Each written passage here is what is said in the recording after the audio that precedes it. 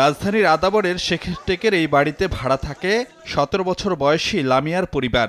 তিনতলায় এ বাসাটির চিত্র জানান দিচ্ছে, দরজা ভেঙে লামিয়ার ঝুলন্ত মরদেহ বের করার কথা।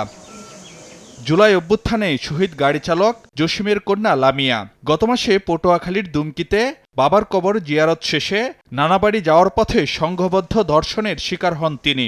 কিন্তু ন্যায় বিচার নিয়ে শঙ্কা থেকে আত্মহত্যা করতে পারেন লামিয়া, এমনটি ধারণা শেখেরটেক এলাকার বাসিন্দাদের।